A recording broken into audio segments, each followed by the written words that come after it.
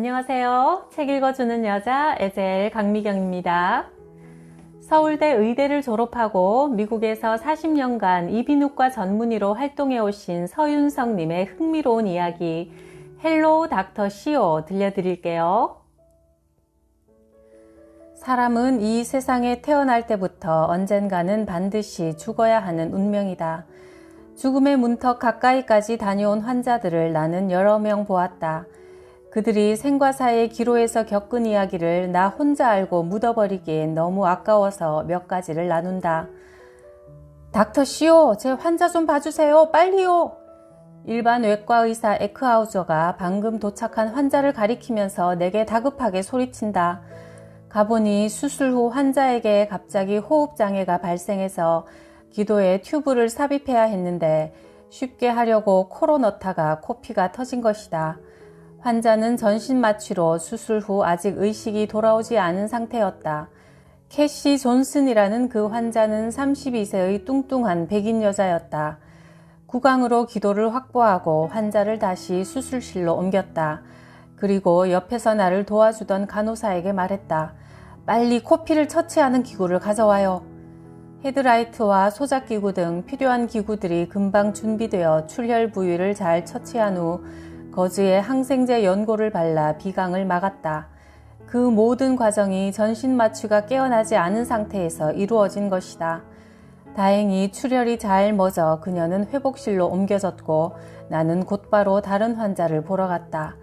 그러니까 그녀는 물론 그녀 가족과도 전혀 이야기를 나누지 못했고 다만 나중에 별 탈 없이 중환자실로 옮겨졌다는 연락을 받았다. 그리고 이틀 후 그녀의 코에 넣은 거즈를 뽑기 위해 중환자 병동에 있는 입원실을 찾아 담당 간호사와 함께 들어섰다. 그런데 깜짝 놀랄 일이 일어났다. 아, 닥터 시오 오시는군요. 아니, 저를 아세요? 박사님, 저는 그날 일을 모두 다 기억하고 있어요. 그때 수술실에서 제 코피를 치료하시는 모습을 모두 내려다보고 있었으니까요. 아니, 그게 무슨 말입니까? 당신은 전신 마취 상태였을 뿐 아니라 눈과 얼굴을 완전히 수술 시트로 덮고 있었는데요. 그녀는 웃으면서 말을 받았다. 제 몸은 전신 마취 상태였지만 저의 영혼이 수술실 위에서 내려다보고 있었어요. 나뿐 아니라 같이 서서 듣고 있던 간호사도 매우 놀랐다. 정말이에요, 박사님. 그 방에 간호사가 둘 있었는데 그중 한 사람의 이름이 메리였어요. 나는 믿기지 않았지만 혹시나 하는 마음으로 환자의 차트를 뒤져서 수술 기록을 확인했다. 놀랍게도 그날 수술실에서 나를 도와주었던 간호사 중 하나가 정말 메리였다. 그리고 그녀가 설명하는 당시의 정황은 모두 정확했다. 그녀는 자신의 영혼이 육체를 떠나 공중을 맴돌면서 지켜보고 있었다는 사실을 믿어달라고 했다.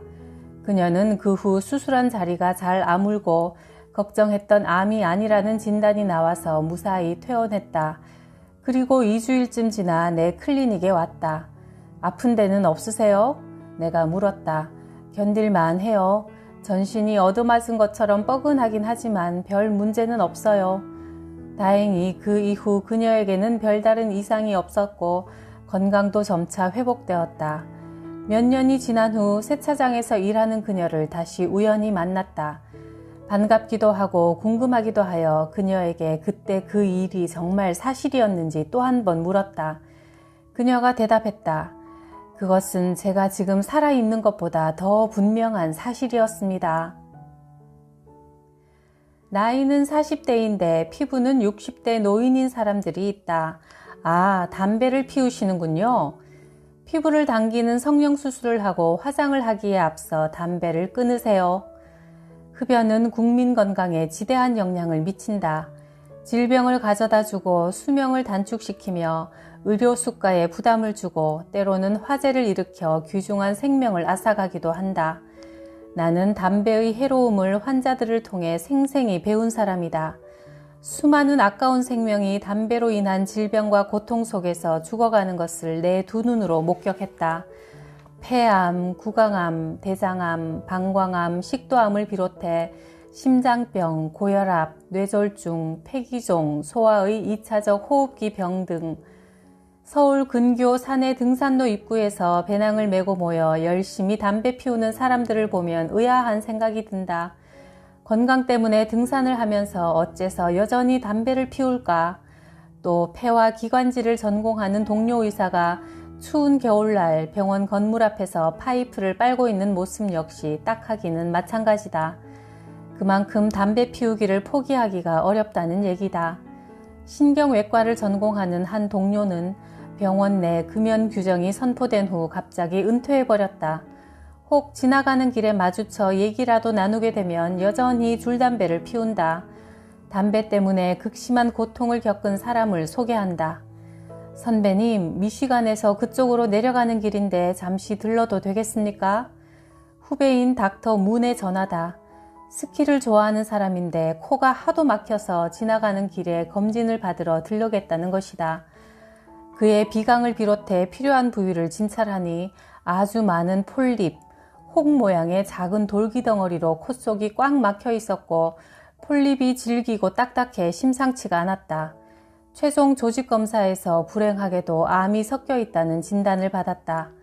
그는 방사선 치료를 받은 후 매달 정기적인 진료를 받았으나 암세포가 계속 자라나 텍사스의 유명한 암센터로 갔다. 코 속에 생긴 이 악성 종양은 왼쪽 눈의 일부와 뇌막을 침범하기 시작해 결국 안구와 뇌막을 떼어내는 16시간에 걸친 험악한 수술을 해야 했다. 수술 다음 날 동료 의사들과 함께 병원으로 그를 찾아갔다.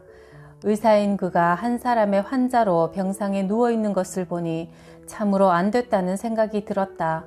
더구나 나이도 50밖에 안 되었는데 기관지 튜브를 목에 끼우고 있었고 안구 적출로 한쪽 눈에 거즈가 덮여 있었다.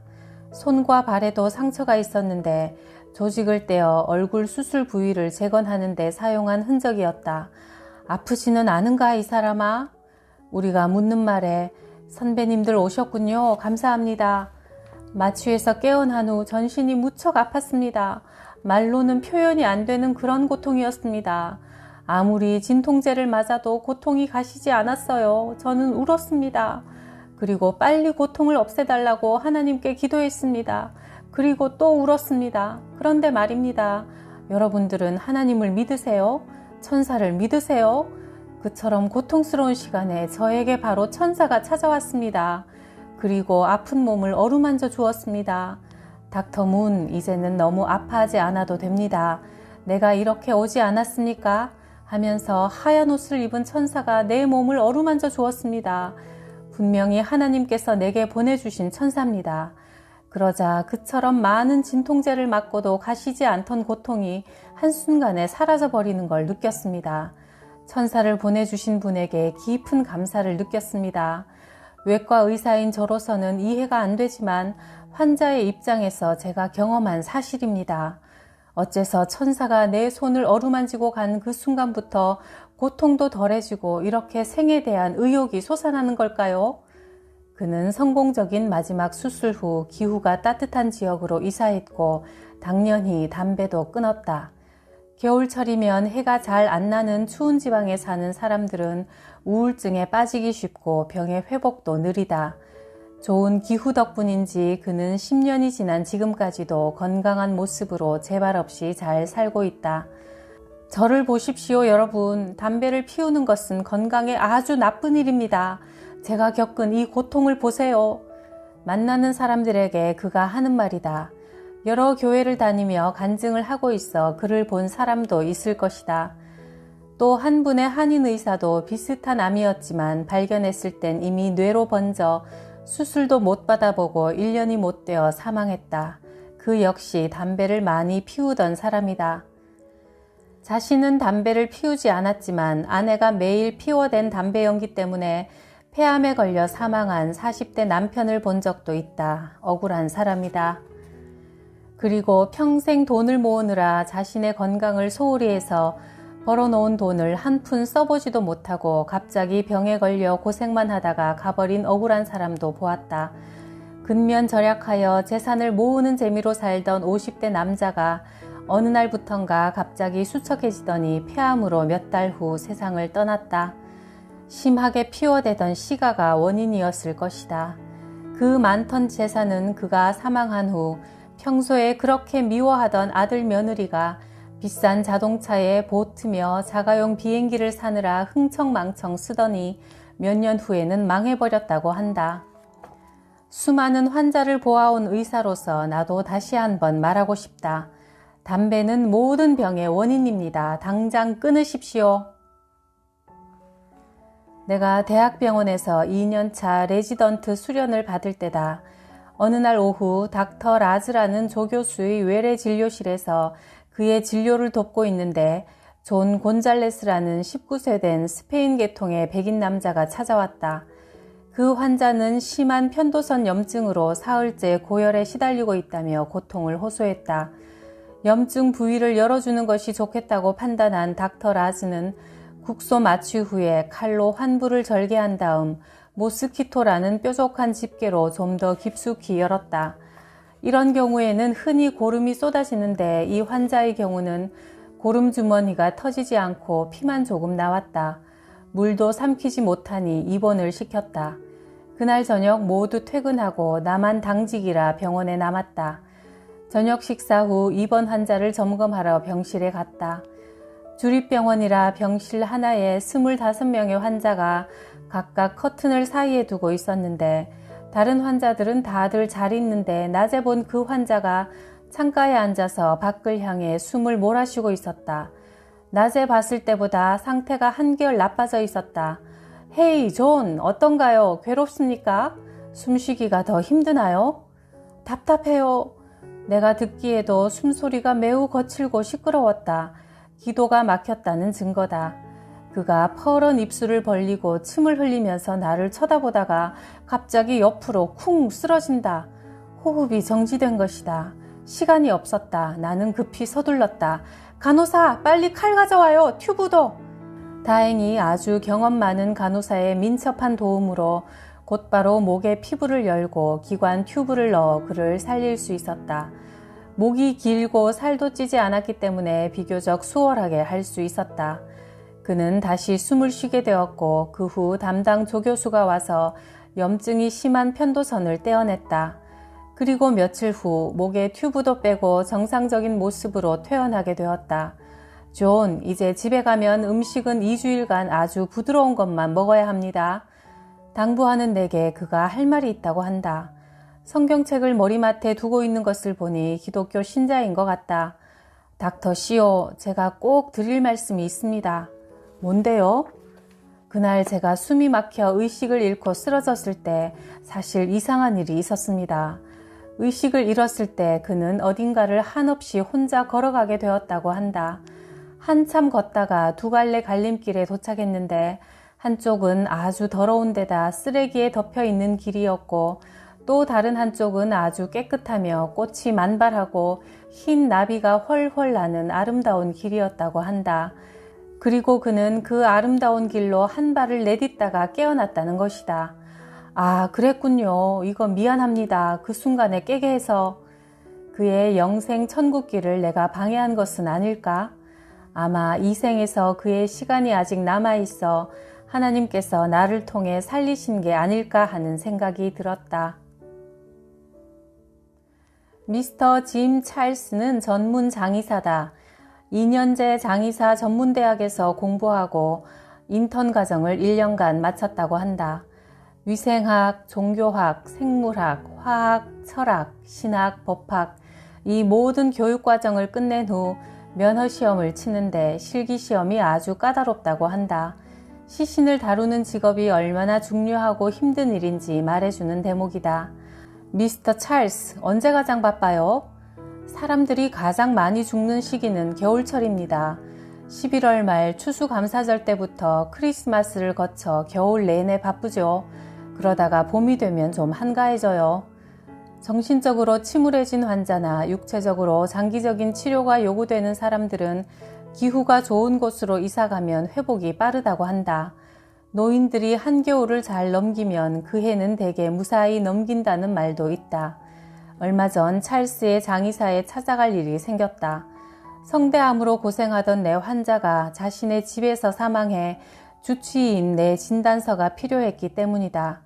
장의사의 문을 열고 들어선 나는 찰스가 인도하는 복도를 따라 열쇠로 잠가놓은 문을 열고 시체 분장실로 안내되었다.